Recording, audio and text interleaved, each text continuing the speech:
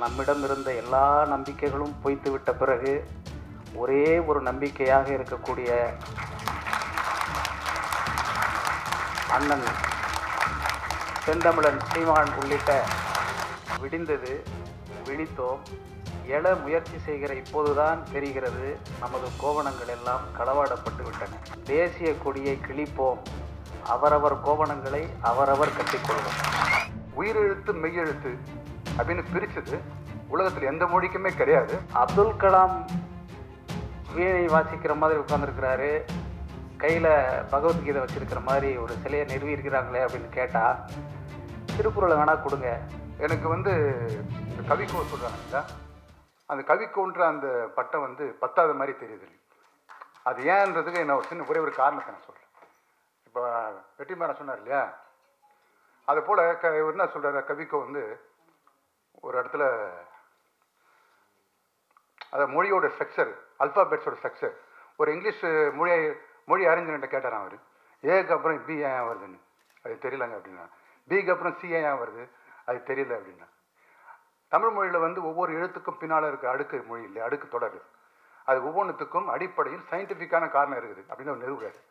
நிறுவிட்டு சொல்கிறாரு, உலகத்திலே ஒரு மொழியோட அல்ஃபாபெட்ஸில் உயிரெழுத்து மெய்யெழுத்து அப்படின்னு பிரித்தது உலகத்தில் எந்த மொழிக்குமே கிடையாது. அப்படி யாராவது அவர் என்ன சொல்கிறாரு, அவர் விட்ட சவால் தான் எனக்கு பெரிய விஷயம், அப்படி யாராவது நிரூபிச்சிட்டிங்கன்னா 10 கோடி ரூபாய் நான் தரேன் அப்படின்னு சொல்கிறாரு. அப்போனா எந்த அளவுக்கு அது உள்ள ஆழமாக போயிருப்பார். அவர் மொழி பேரறிஞர். அவர் அப்படி இருக்கிறார். வெறும் கவிஞராக மட்டும் இல்லை, நிறையா கவிஞர்லாம் இருக்கிறாங்க. நான் கூட எப்போ கவி கூட எழுதியிருக்கேன் அந்த லிஸ்ட்டில். அது இன்னொரு இடத்துல அவர் என்ன சான்று சொல்கிறாருன்னா, அவர் என்ன சொல்கிறார், ரொம்ப பெரிய தமிழறிஞர் உவே சாமிநாதையர். உவே சாமிநாதையர் இவ்வளோ தொகுத்தார், எல்லாத்துக்கும் விளக்கம் எழுதினார். எல்லாத்துக்கும் விளக்கம் எழுதினவர் ஒரு இடத்துல என்ன சொல்லிக்கிறாரு, சீவக சிந்தாமணியில் 2 வரி வருது. அந்த 2 வரியில் இந்த 2 வரிக்கு விளக்கம் தெரியல அப்படின்னு எழுதியிருக்கார் ஒரு குறிப்பு. ஏன்னா ஊவேசாக 2 வரிக்கு விளக்கம் தெரியல அப்படின்னு சொல்கிறாருன்ட்டு அது படிச்சிருக்கார். அதை படிச்சுட்டு அதன் பின்னால் அவர் ஆய்வு செய்கிறார். மிகப்பெரிய ஒரு ஆய்வாளர் அவர், வெறும் கவிஞர் மட்டும் இல்லை, பெரிய ஆய்வாளர் அவர். எப்படி அந்த 2 வரி எதை சொல்லுது அப்படின்னு சொல்லி போகும்போது, அது எதை சொல்லுதுன்னா, பைபிளில் வர நோவா கப்பல் இருக்கியா அது சொல்லுது. நோவா அப்படின்றது இங்கே நாவாய், நாவாய் தான் நோவா ஆயிடுச்சு, நாவாய் தான் நேவி ஆயிடுச்சு அப்படின்னு சொல்கிறார். ரூட்டு வேர்ச்சொல் என்பது நாவாய், அது தமிழ் அப்படின்னு சொல்லிட்டு அந்த வரலாற்றை சொல்கிறார். பைபிள் சொல்லப்படும் நோவா கப்பல் இருக்கு இல்லையா, அதுக்கு பிறகு நிறைய சொல்கிறாரு. அது எனக்கு நேரம் இல்லை, எனக்கு சொல்ல வராது அவ்வளோவா. அவர் குரலே இருக்குது, நான் கேட்டுங்க நீங்கள். அந்த நோவா வைகை ஆற்றில் தான் தொழுகை பண்ணுவார்னு சொல்கிறாரு. தொழுகைன்னா அந்த தொழுகை முறை செய்கிறாங்க இல்லையா, அந்த முகத்தை அழும்போது. அப்போ இஸ்லாம் அப்படின்ற கணக்கெலாம் இல்லாமல் இருக்கும் இல்லையா, அவர் வைகை ஆற்றில் தான் செய்வார் அதை அப்படின்ற குறிப்பு இருக்குன்றது எடுக்கிறார் அவர். அந்த குறிப்பு சொல்கிறார். சொல்லிவிட்டு அந்த நோவாவும் நோவாவின் மகன் 2 பேர், அந்த 2 பேருடைய ரேஸில் தான் உலக இனங்கள் தோன்றுது அப்படின்றது ஏற்கனவே இருக்க சயின்ஸ் ரிசர்ச் எடுத்து சொல்லிவிட்டு, இதன்படி பைபிளில் வந்த நோவாவும் குரானில் வர இஸ்மாயில் நபியும் இருவரும் தமிழர்களே அப்படின்னு போகிறார். இது இவ்வளோ பெரிய ஆய்வு. இன்னும் நிறைய சொல்கிறார். அதாவது நம்மளெல்லாம் திட்டுறார், கல் தோன்றி மண் தோன்றா காலத்தை முன் தோன்றி மூத்த குடி அப்படின்னு அசிங்கமாக இருக்குது. கல் தோன்றதுக்கு முன்னாடி பிறந்துடானா அவன் அப்படி நம்மளே கிண்டல் பண்ணுறோம். ஆமாம் ஏன்ட்டு நிரூபிக்கிறார். அது நோவா கப்பலில் தான் நிரூபிக்கிறார். உலகே கடல் மயமாகிடுச்சு, கொஞ்சம் கொஞ்சமாக தண்ணி இறங்குது. முதல்ல என்ன தெரியும், மழை தெரியும். கல் தோன்றி தண்ணி கரைஞ்சி மண் தோன்றதுக்கு முன்னாடி வாளோடு மூத்த குடியாது அது சொல்கிறார். அந்த வரிகள் இதுதான் குறிப்பிடுது அப்படின்னு ஒவ்வொரு வரிக்கும் அர்த்தங்கள் எடுத்து அவர் நம்மகிட்ட சொல்கிறாரு. சொல்லிட்டு அவர் ஒன்று சொல்கிறார், நான் இது மாதிரிலாம் சொல்கிறேன், உங்களுக்கு ஏன் சொல்கிறேன்னா, இதுக்கப்புறம் நீங்கள் இதை எடுத்து போய் வெளியே சொல்லுங்கப்பா, நம்ம மொழியும் நம்ம வரலாறும் எவ்வளோ பெருசு போய் சொல்லுங்க பண்ணுறார். அதுக்காக தான் நான் சொல்கிறேன். இதை அவர் இன்னும் நிறையா சரியாக பண்ணி நான் எனக்கு இப்போ தனிப்பட்ட ரீதியாக அவர் அவருடைய இழப்பு பெரிய இழப்பாக இருக்குதுங்க. ஏன்னா நான் கொஞ்சம் கொஞ்சமாக படிக்கிறாரு, கொஞ்சம் கொஞ்சமாக படிச்சிங்கன்னா இதை பற்றி ரூட்டை தெரிஞ்சுக்கலான்ட்டு ஒவ்வொரு ஆளாக போய் தேடின்னு போகிறேங்க. எனக்கு இவர் கவிஞர் சொன்னா பாட்டு எழுதுறவர்னு சரி ஓகே நல்லா இருக்குது பாட்டில் அப்படின்னு விட்டேன். இவ்வளோ பெரிய பேரறிஞரை விட்டுட்டேனே, போய் அவர்கிட்ட பேசணுன்ற நான் முயற்சி பண்ணும்போது அவருடைய மரண செய்தி தான் எனக்கு வந்தது. சாவு தான் நான் போனேன். அது ரொம்ப பெரிய பேரிழப்பாக எனக்கு இருந்தது. அந்த பேரிழப்பு இனி நிறைய அறிஞர்கள் இருக்காங்க, நானும் தனிச்சுன்னு இருக்கேன், மிகப்பெரிய அறிஞர்கள்லாம் இருக்காங்க. நான் ஊர் ஊராக போகிறேன், சிலத்தை பார்க்குறேன். இவ்வளோ பெரிய நுட்பத்தை வந்து நீங்கள் போய் பாருங்கள், அதுக்கு அறிந்து கொள்ளுங்கள், எடுத்து சொல்லுங்கள், ஒன்றில் பல மொழியை கற்றுங்க. என் மொழி இப்படின்னு சொல்கிறதுக்கு இன்னொரு மொழி வேணும்ல, அது கற்றுங்கப்பா அப்படின்னு கடைசியாக சொல்லியிருக்காரு. அது அந்த உறுதிமொழி நான் எடுத்துட்டு தான் இந்த கூட்டத்தில் நான் எடுத்துக்கிற நினைவேந்தல். நன்றி. ஒரு நள்ளிரவில் அந்த ஆங்கிலேயன் நம்மையெல்லாம் சேர்த்து ஒரு பெரிய போர்வையால் போர்த்து விட்டு போனால், விடிந்தது, விழித்தோம், எழ முயற்சி செய்கிற இப்போதுதான் தெரிகிறது நமது கோவணங்கள் எல்லாம் களவாடப்பட்டு விட்டன. அதோ அதோ நமது கோவணங்கள் தான் தேசிய கொடியாய் பறந்து கொண்டிருக்கிறது. வாருங்கள் வாருங்கள், தேசிய கொடியை கிழிப்போம், அவரவர் கோவணங்களை அவரவர் கட்டிக்கொள்வோம்.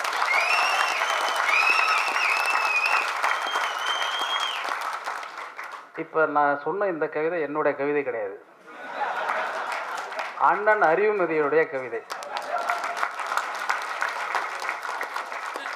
அண்ணனுடைய கவிதையை நான் எப்படி மேடையில் சொல்லி கைத்தட்டு வாங்கினேனோ, அதே மாதிரி ஐயா கவிக்கோவினுடைய பல கவிதைகளை மேடையில் சொல்லி அண்ணன் அறிவுமதி நிறைய கைத்தட்டை வாங்கியிருக்கிறார்.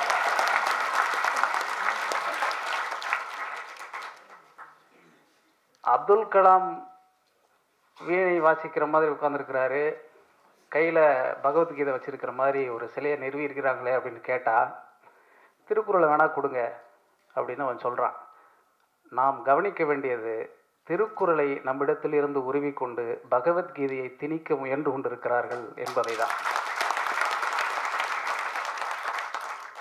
இந்த அரசியலை புரிந்து கொள்ளாமல் இந்த கவிதைகளை, கவிக்கோவை நாம் நினைவு கூறுவது முடியவே முடியாது. எனவே கவிக்கோவை நாம் என்ன அரசியல் தளத்தில் இருந்து புரிந்து கொள்கிறோமோ அந்த அரசியலில் இருந்து தான் அவருக்கான நினைவுகளையும் நாம் பகிர்ந்து கொள்ள வேண்டி இருக்கிறது. தமிழகத்தில் நம்மிடம் இருந்த எல்லா நம்பிக்கைகளும் பொய்த்துவிட்ட பிறகு ஒரே ஒரு நம்பிக்கையாக இருக்கக்கூடிய அண்ணன் செந்தமிழன் சீமான் உள்ளிட்ட இந்த மேடையை வணங்கி தொடங்குவதில் மகிழ்ச்சி அடைகிறேன் என்று நான் சொல்ல முடியாது. ஏனென்றால் இது ஒரு நினைவேந்தல் நிகழ்ச்சி என்பதனால் இதிலே நாம் மகிழ்வதற்கு எதுவுமே இல்லை. அதை தாண்டி தமிழகத்தில் எந்த கூட்டம் நடந்தாலும் நாம் மகிழ்ச்சியோடு எந்த கூட்டத்தையும் நடத்துவதில்லை. அது கதிராமங்கலத்தில் நடந்தாலும், நெடுவாசலில் நடந்தாலும், ஓபிஎஸ் இபிஎஸ்ஐ பற்றி பேசினாலும் எல்லாமே பரிதாபகரமான நிலையில் இப்படி ஒரு நினைவேந்தல் நிகழ்வை நாம் நிகழ்த்தி கொண்டிருக்கிறோம். கவிக்கோ ஐயாவினுடைய உணர்வுகள், அவருடைய கவிதைகள், அவருடைய ஏராளமான கவியரங்க மேடைகளிலே நான் பங்கு கொண்டிருக்கிறேன். அவரிடம் இருந்த ஒரு ஆளுமை என்பது ரொம்ப முக்கியமானது. ஒரு பாரதிதாசனை நாங்கள் எல்லாம் பார்த்ததில்லை, இன்னும் சொல்ல போனால் கண்ணதாசனை எல்லாம் கூட நான் எல்லாம் பார்த்ததே இல்லை. அப்படியான நேரத்தில் கவிக்கோ என்பது ஒரு மிக பெரும் கவி ஆளுமையாக இந்த தமிழ் நிலத்தில் அவர் செய்திருக்கக்கூடிய சாதனைகளை எல்லாம் பட்டியலிட்டு சொல்வதற்கு இந்த மேடை போதாது. நிறைய புத்தகங்கள், குறிப்பாக அவருடைய அந்த முதல் தொகுப்பான பால்வீதி தொகுப்பு ரொம்ப ஒரு முக்கியமான தொகுப்பு. எதில் முக்கியமான தொகுப்பு என்றால், சரியலிச கவிதைகள் என்கிற ஒரு புது வகையான முறைமையை தமிழுக்கு அறிமுகப்படுத்திய ஒரே கவிஞர் கவிக்கோ அவர்கள் தான். அந்த கவிதை தொகுப்பு வெளிவந்த பொழுது இந்த கவிதை புரியவில்லை, இந்த கவிதை மேட்டிமையோடு இருக்கிறது, இது எளிய மக்களுக்கு புரியவில்லை, இன்னும் குறிப்பாக சொல்ல வேண்டுமென்றால் இந்த கவிதைகளில் மனிதாபிமானம் இல்லை என்று கூட அவர் மீது விமர்சனம் வைத்தார்கள். அப்பொழுதுதான் அவர் சொன்னார், இந்த கவிதைகளில் நீங்கள் இப்படியான விமர்சனங்களை முன்வைப்பீர்களே ஆனால் மரணம் முற்றுப்புள்ளி அல்ல என்ற ஒரு கட்டுரை தொகுப்பின் வாயிலாக அந்த புத்தகம் முழுவதற்குமான ஒரு விளக்க உரை எழுதினார். எனக்கு தெரிய தமிழ் சூழலில் தன்னுடைய கவிதை புத்தகத்திற்கு தானே விளக்க உரை எழுதிய ஒரே கவிஞன் அப்துல் ரஹ்மான் தான். எதற்காக சொல்கிறேன் என்றால், தமிழில் அவ்வளவு பாண்டித்யம் மிக்க ஒருவர். அதாவது ஒரு சின்ன ஒரு உதாரணத்தோடு நான் அதை சொல்லலாம் என்று ஆசைப்படுகிறேன். இலக்கியம் மூலம் இந்திய இணைப்பு என்கிற ஒரு வகைமையில் எழுத்தாளர் சிவசங்கரி அவர்கள் அவரை போய் பேட்டி காண்கிறார். சிவசங்கரி என்கிற பெயரை நீங்கள் உள்ளத்திலே பதித்து கொள்ள வேண்டும். இந்த பெயருக்கு பின்னால் இருக்கக்கூடிய அரசியலை உங்களுக்கு தெரியும். இதுக்கெல்லாம் எதுவும் கைத்தட்டுறீங்கன்னு எனக்கு புரியல. நான் ஏதோ சிக்கலான ஒரு கருத்தையே சொல்லலை இப்போ நான். அப்போது சிவசங்கரி வந்து கேட்கிற பொழுது அவர் சொல்கிறார், தமிழை பற்றி தமிழுடைய தொன்மையை பற்றியெல்லாம் விளக்கி கொண்டே வருகிற பொழுது அவர் சொன்னார், ஆ என்பதை ஆ என்கிற சொல்லுக்கு அகரம் என்கிற அந்த ஆ என்கிற சொல்லுக்கு செல்வம் என்று பொருள் இருக்கிறது. நாம் மாடுகளை செல்வம் என்று தான் சொல்கிறோம். ஆ என்றால் ஆவின் பால் என்று சொல்கிறோமே, அது ஆ என்பது பசு. ஆக மாட்டுவையும் பசுவையும் முதல் 2 எழுத்தில் வைத்திருக்கக்கூடிய நமக்குத்தான் மாட்டிறைச்சியை பற்றியும் மாட்டை காப்பாற்றுவது பற்றியுமான அரசியலை இவர்கள் நடத்தி கொண்டிருக்கிறார்கள் என்பது பின்னாடி சொல்கிறது, நான் சொல்கிறது, ஐயா சொல்லலை. இது எதற்காக இதெல்லாம் சொல்கிறேன் அப்படின்னாக்க, ஐயாவினுடைய அரசியல் பார்வை என்பது ரொம்ப முக்கியமான ஒரு புரிதலில் இருந்து எழுதுது. அவர் ஒரு முழுக்க திராவிட இயக்க மேடைகளில் தன்னை முன்னிலைப்படுத்தி கொண்டு கவிதைகளை வாசித்திருந்தாலும் கூட, தமிழ் இன விடுதலைக்காக அவர் எழுதியிருக்கக்கூடிய ஏராளமான கவிதைகளை சொல்லிக்கொண்டே இருக்கலாம். ஆகச்சிறந்த கவிதைகள், அநேக கவிதைகள் அவர் எழுதியிருக்கிறார். ரொம்ப நுட்பமான விஷயங்களை அவர் சொல்வார். எழுத்து என்பது என்ன? ஒரு தடவை நான் பேசிக்கொண்டே இருக்கிற பொழுது ஐயா கேட்டேன், ஐயா நிறைய கவிதைகள் நம்ம எழுதிட்டே இருக்கிறோம், அப்போ எழுத்து என்னென்னா, நான் பித்தனில் எழுதியிருக்கேனே, நீ படிக்கலையா அப்படின்னு கேட்டார். எல்லா கவிதைகளும் படித்து தான் இருக்கிறோம், ஆனால் அவர் சொல்லும் பொழுது தான் நமக்கு அது ஞாபகத்துக்கே வரும். என்னையா அப்படின்னு கேட்டேன். எழுத்து என்பது என்ன அப்படின்னு பித்தன் கேட்குற மாதிரி நான் எழுதியிருக்கேன் அப்படின்னாரு. இல்லை சொல்லுங்கள் அப்படின்னேன். திரும்பவும் நான் தான் சொல்லணுமா? அதான் எழுதிட்டேனே, நீ படிக்க வேண்டியதானே அப்படின்னாரு. இல்லை நான் வீட்டில் போய் திருப்பி படிக்கிறேன், ஆனால் நீங்கள் என்ன எழுதுனீங்க, நீங்கள் உங்கள் வாயால் சொல்லுங்கள் அப்படின்னு கேட்டேன். அப்போ அவர் சொன்னார், எழுத்து என்பது என்ன, அங்கீகரிக்கப்பட்ட கிறுக்கள் தானே அப்படின்னு அவர் சொன்னார். எழுத்து என்பது என்ன, அங்கீகரிக்கப்பட்ட கிறுக்கள் தானே அப்படின்னு அவர் சொன்னார். ரொம்ப ஆச்சரியமாக இருக்கும். அவரோடு பேசி கொண்டிருக்கும் பொழுது, உன் வீட்டு கதவை தட்டுகிற போது யார் என்று கேட்காதே, ஒருவேளை அது நீயாகவே இருக்கலாம் அப்படின்னு ஒரு கவிதை சொல்ல. அப்படி தலைகீழாக நின்று பார்த்தேன், நேராக தெரிகிறது உலகம் அப்படிம்பாரு. இதெல்லாம் புரிந்து கொள்வதற்கே ரொம்ப ஒரு சூஃபித்துவ மனநிலையோடு வந்து கவிதை அணுகக்கூடியவர். தமிழில் வந்து ஏராளமான புதிய முயற்சிகள். ஒரு தடவை தமிழறிஞர் சிவத்தம்பி அவர்களோடு பேசி கொண்டிருக்கும் பொழுது நான் அவர்கிட்ட கேட்டேன், மகாகவின்னு சொல்கிறாங்களே, நான் இங்கே கூட வந்தோடனே அண்ணன் சீமான் அவர்களிடம் கேட்டேன், அதாவது சில பேரை கவிஞர்னு சொல்கிறீங்க, சில பேரை பாவலருங்கிறீங்க, சில பேரை பெருங்கவிங்கிறீங்க, சில பேர் கவிக்கோங்கிறீங்க, இந்த பாகுபாடு ஏன் வருகிறது அப்படிங்கிற மாதிரியான ஒரு கேள்வியை தமிழறிஞர் சிவத்தம்பி இடத்துல நான் கேட்டேன். மகாகவினா என்ன? எல்லாரும் கவிஞர் தானே, அது ஏன் சில பேர் மட்டும் மகாகவின்னு சொல்கிறீங்க, சில பேரை மகாகவி இல்லைன்னு சொல்கிறீங்க அப்படின்னு சொன்னோன்னே அவர் சொல்கிறாரு, நீங்கள் பாரதியாருடைய பாடல்களை படிச்சிங்களா அப்படின்னாரு. யாமறிந்த மொழிகளிலே தமிழ் மொழி போல் இனிதாவது எங்கும் காணோம், இதெல்லாம் சொல்லிட்டு கம்பன் போல், வள்ளுவன் போல், இளங்கோவை போல் அப்படின்னு பாரதி சொல்லியிருக்கிறான். அதனால் பாரதி வந்து பின்னாடி மகாகவி ஆகிறான். இந்த 3 பேரும் ஏன் மகாகவி ஆகிறாங்க அப்படின்னு யோசிங்க அப்படின்னாரு. யோசிக்க தெரியாமல் தான் உங்களை தமிழறிஞராக வச்சுருக்கிறோம், யோசிச்சு சொல்கிறதுக்கு தான் நீங்கள் தமிழறிஞராக இருக்கிறீங்க, என்னன்னு சொல்லுங்கன்னு அவர்கிட்டையும் கேட்டேன். நான் கேட்டோடனே அவர் சொன்னார், அது வரைக்கும் இருக்கக்கூடிய தமிழ் வடிவங்களை எழுதி பழகி பிறகு தமிழில் புதிய வடிவத்தை எவன் ஒருவன் உருவாக்குகிறானோ, உற்பத்தி செய்கிறானோ, அவன் மகாகவி. கம்பனுக்கு முன்னால் விருத்தம் கிடையாது, வள்ளுவனுக்கு முன்னால் குரல்பா கிடையாது, அப்படி பாரதிக்கு முன்னால் வசன கவிதை கிடையாது என்பதனால் எல்லா வடிவங்களையும் எழுதி பழகிய ஒருவன் அதற்கு பிறகு ஒரு புதிய வடிவத்தை தமிழுக்கு தந்துவிட்டு போகிறானே, அவனெல்லாம் மகாகவி அப்படின்னு அப்படி சொன்னார். அந்த வகையில் பார்த்தோம்னா கவிக்கோ 2 விதமான புதிய வடிவங்களை தமிழுக்கு கொடுத்துருக்கிறார். ஒன்று வந்து கசல் வடிவங்களையும் சூஃபிச கவிதைகளையும் அப்படி சொல்லிகிட்டே இருக்கலாம். அவர் அப்போது மகாகவிகளுக்கெல்லாம் மகாகவியாக அவர் இருந்திருக்கிறார் அப்படின்னு தான் நம்ம பார்க்கணும். கவிக்கோவை பொறுத்த வரைக்கும் என்னன்னாக்க, அவருக்கு இந்த சினிமா பாடல்கள் மீது வந்து பெரிய உடன்பாடு இருந்ததில்லை. அம்மி குத்துவதற்கு சிற்பி எதற்கு அப்படிலாம் நிறையா அவர் வந்து சொல்லிட்டே இருந்தார். ஆனாலும் அவர் வந்து என்னைய கபிலனை, இளையகம்பனை, பழனி பாரதி அண்ணனை, அறிவுமதியை, நாங்களெல்லாம் சினிமாவுக்கு பாட்டு எழுதி கொண்டிருக்கிறோம், எங்களுக்கு தலைமை தாங்கக்கூடிய கவிஞராக அவர் இருப்பார். இன்னும் சொல்லப்போனால் கவிஞர்களின் கவிஞர் அப்துல் ரஹ்மான் அப்படிங்கிறதுல வந்து எல்லாருமே நாங்கள் உணர்ந்திருக்கோம். எங்கள் மீது அவருக்கு ஒரு செல்ல கோபம் உண்டு. என்னை ஒரு முறை சொன்னார், கம்பன் கழக விழாவில் வந்து அவர் தலைமை, நான் கவிதை வாசிக்க போயிருந்தேன். அப்போ சொன்னார், 10 பாட்டு எழுதும் பக்குவம் உடைய யுகபாரதி குத்துப்பாட்டு எழுத போனது என்ன அப்படின்னு சொல்லிட்டார். இப்போ ரொம்ப வருஷமாக எல்லா மேடையிலும் இப்படியே பேசிகிட்டே இருக்கிறாருன்னு சொல்லிட்டு, அதுக்கு முன்னாடி ஒரு 10-15 மேடைகளில் நான் வந்து கலந்துருக்கிறேன். அவர் எல்லா மேடையிலும் இப்படியே சொல்லிகிட்டே இருக்கிறான்னு சொன்னோன்னே, அந்த அம்மி குத்துவதற்கு சிற்பி எதற்குன்னு கேட்டார் இல்லையா, அதை மனசில் வச்சுக்கிட்டு நான் ஒன்று சொன்னேன், இருக்கிற எல்லா கல்லையும் நீ ஒருவனே சிலை செய்து விட்டதால், இருக்கிற எல்லா கல்லையும் நீ ஒருவனே சிலை செய்து விட்டதால் பாக்கி இருக்கும் எங்களுக்கு, பாவப்பட்ட எங்களுக்கு பாக்கி இருப்பது அம்பிதான், கொத்தி கொண்டிருக்கிறோம், உப்பு புளிக்கு உதவுகிறது அப்படின்னு சொல்லிட்டேன். சொன்னோடனே இதே மாதிரி கை தட்டினாங்க. அது இன்னும் பெரிய கூட்டம், திருப்பி கை தட்டாங்க. அந்த கைத்தட்டை பார்த்தோன்னே அவர் வந்து எத்தனை ஆண்டு காலமாக அவர் கொண்டிருந்த கொள்கைக்கு மாற்றாக ஒரு சின்ன பொடியன் வந்து பதில் சொல்லிவிட்டானே அப்படின்னு முகம் இறுக்கமாகி என் மீது கோவமாகி இனிமேல் கவியரங்கத்துக்கே கூப்பிட மாட்டார் நான் நினச்சி இப்படி ஒரு பார்வை பார்த்தேன். நல்லா இருக்கு திருப்பி சொல்லு அப்படின்னு. அதுதான் கவிக்கோ. அடிக்கடி அண்ணன் அறிவுமதி வந்து சொல்லிக்கொண்டே இருப்பார், கவிக்கோ வந்து ஒரு ஆண் தாய் அப்படின்னு சொல்லுவார். அதுதான் அந்த ஆண் தாய் என்கிற சொல்லுக்கான அர்த்தமாக அந்த மேடையில் பார்த்தேன். அதற்கு பிறகு அவர் வந்து ஒவ்வொரு முறை பார்க்கிற பொழுதும் இப்படியான சந்தர்ப்பங்களை வந்து அவர் ரொம்ப உற்சாகமாக எதிர்கொள்வார். புதிய இளைஞர்களை பார்க்கிற பொழுது அவர்களுக்கு ஒரு 10 விஷயங்களை, 10 செய்திகளை, 10 தகவல்களை சொல்லிவிட வேண்டும் என்கிற ஆர்வம் வந்து அவரிடம் இருக்கும். அவருடைய அந்த உடல் அசைவு வந்து ரொம்ப முக்கியமாக இருக்கும். அது அந்த அந்த பாவத்தோடு அவர் சொல்லக்கூடிய அந்த தொனி இருக்குல்ல, அது ரொம்ப முக்கியமான விஷயமா இருக்கும். நிறைய விஷயமா இருக்கும். பல முறை பல கவியரங்க மேடைகளில் அவரோடு நான் பழகியிருந்தாலும் கூட அவர் மரணத்திற்கு 1 வாரத்திற்கு முன்பு தான் அவர் வீட்டுக்கு போய் முதல் முறையாக நான் சந்தித்தேன்.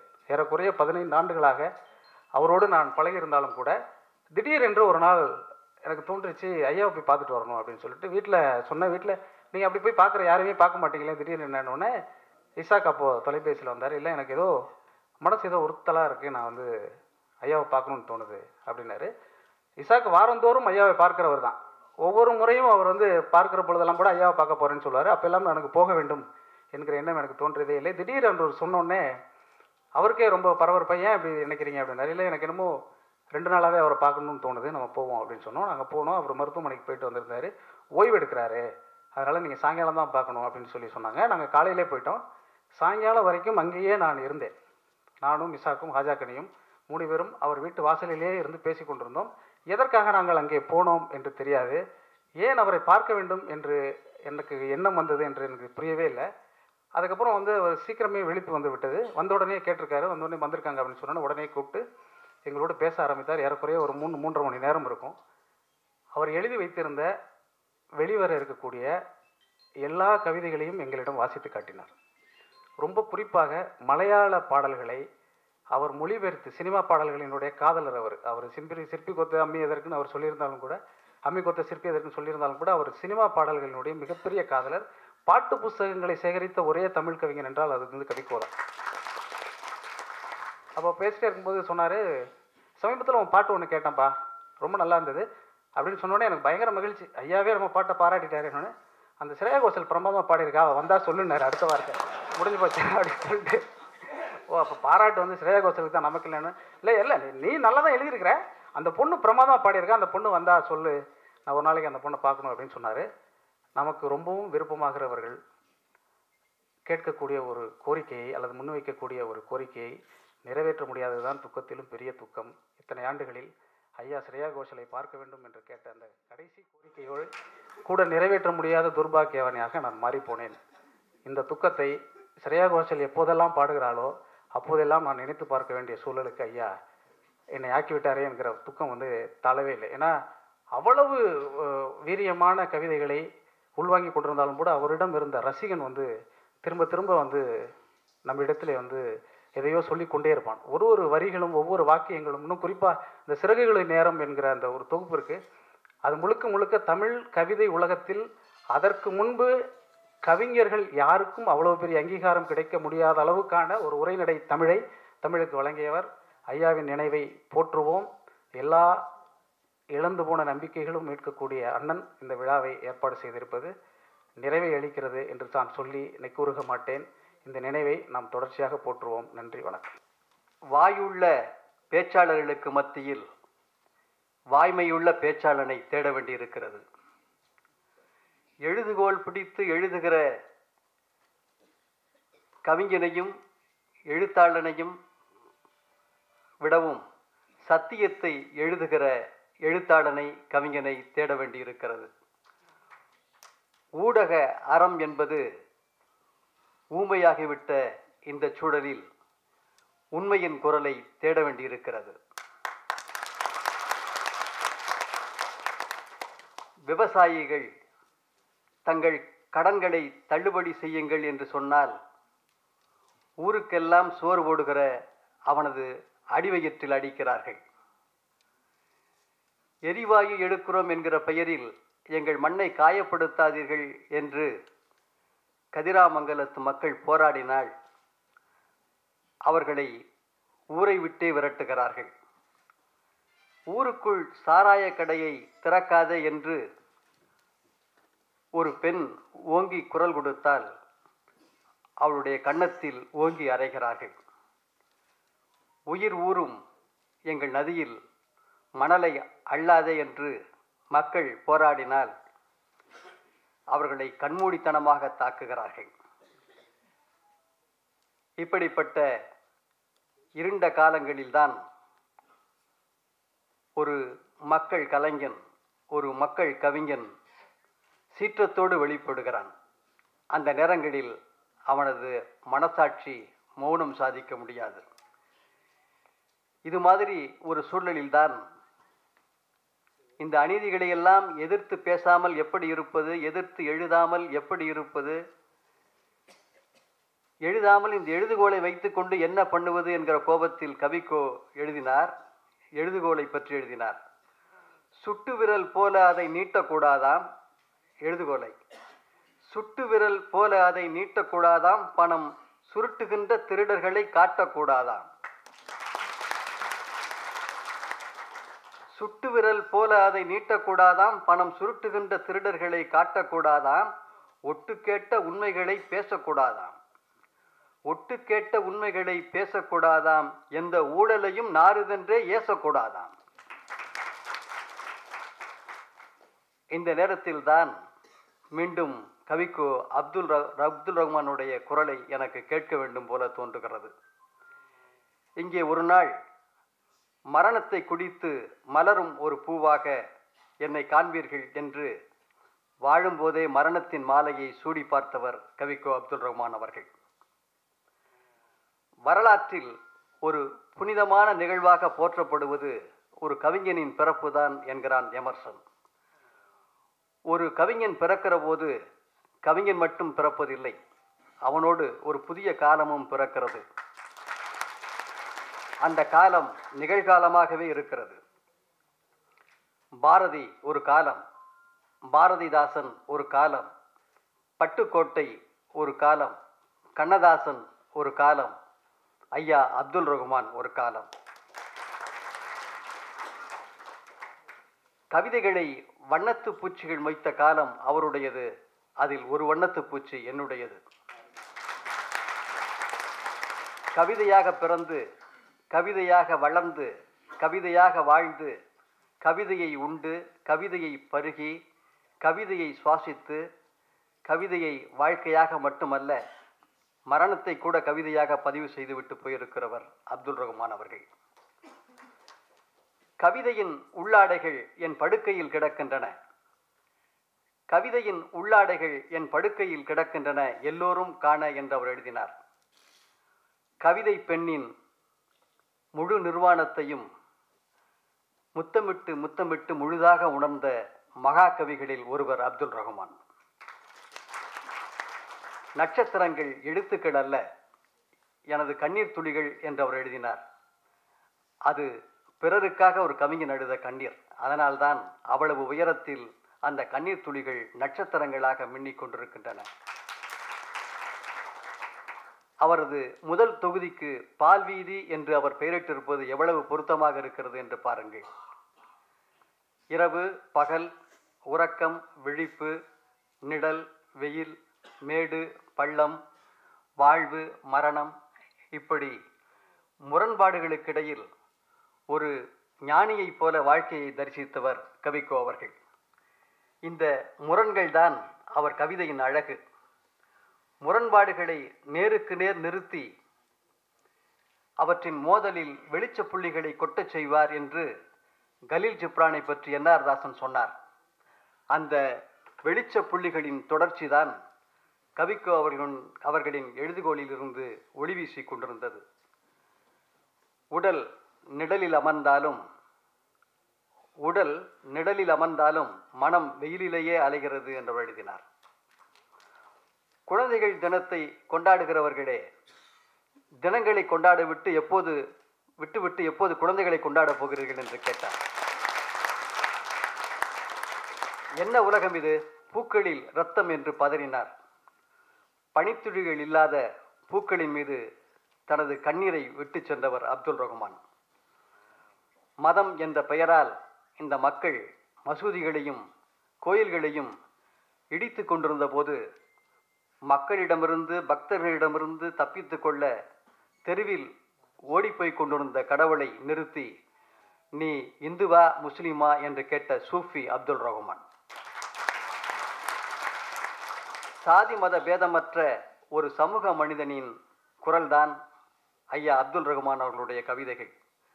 பசி எந்த சாதி என்றவர் கேட்டார். பசி எந்த சாதி என்று அவர் கேட்டார். ஒரு கட்டுரையிலே ஒரு சம்பவத்தை அவர் சொன்னார். நிதித்துறை அமைச்சராக இருந்த சி சுப்பிரமணியம் ஒரு முறை அமெரிக்காவுக்கு போயிருந்தார். அங்கே நோபல் பரிசு பெற்ற ஒரு விஞ்ஞானியை அவர் சந்திக்கிறார். அவர் ஒரு பல்கலைக்கழகத்தில் பேராசிரியராக பணியாற்றுகிறார். அன்று மாலை சுப்பிரமணியம் முடிவெட்டி கொள்வதற்காக அமெரிக்காவில் ஒரு முடி திருத்தகத்திற்கு போகிறார். அவருக்கு அதிர்ச்சி என்னவென்றால், அங்கே காலையில் சந்தித்த அந்த பேராசிரியர் கையில் கத்தரிக்கோல் எடுத்து ஒரு இளைஞனுக்கு முடிவெட்டி கொண்டிருந்தார். சுப்பிரமணியம் அவரிடம் போய் கேட்டார், நீங்கள் பேராசிரியரா இல்லை நாவிதரா என்று கேட்டார். ஏன், நான் பேராசிரியர் தான், எனக்கு மாலையில் 1 மணி நேரம் ஓய்வு கிடைத்தது, இங்கே இப்படி ஒரு பணி இருக்கிறது என்று தெரிந்து கொண்டேன், அதனால் இது செய்துவிட்டு போகலாம் என்று வந்தேன் என்று சொல்லியிருக்கிறார். இந்த வேலைகளை செய்வதால் உங்களை இழிவாக பார்க்க மாட்டார்களா மக்கள் என்று அவர் கேட்டிருக்கிறார். இதில் என்ன இழிவு இருக்கிறது? நான் திருடுகிறேனா அல்லது பாவச் செயல்கள் ஏதேனும் செய்கிறேனா? எங்கள் ஊரில் எல்லா தொழில்களையும் போல இதுவும் ஒரு தொழில்தான் என்று அவர் சொல்லியிருக்கிறார். இந்த சம்பவத்தை சுட்டிக்காட்டிவிட்டு ஐயா கவிக்கோ அவர்கள், நமது நாட்டில் சாதி இந்த மனிதர்களை எவ்வளவு இழிவுபடுத்துகிறது, எத்தனை ஏற்றத்தாழ்வுகளை உண்டு பண்ணி வைத்திருக்கிறது என்பதையெல்லாம் விளக்கி சொல்லுகிறார். காலம் மாறிக்கொண்டிருக்கிறது. எதையெல்லாம் ஏளனமான தொழில்கள் என்று நாம் நினைத்தோமோ அதையெல்லாம் இப்போது நாமே செய்ய வேண்டிய சூழல் வந்து கொண்டிருக்கிறது. நமது முகச்சவரத்தை நாமே செய்து கொள்கிறோம், நமது துணிகளை நாமே துவைத்து கொள்கிறோம், நமது கழிவறைகளை நாமே சுத்தம் செய்து கொள்கிறோம். இப்படிப்பட்ட சூழலில் நீ தீண்டத்தகாதவன், தள்ளி நில் என்று யாரை சொல்லப் போகிறீர்கள் என்று அவர் கேட்டார்.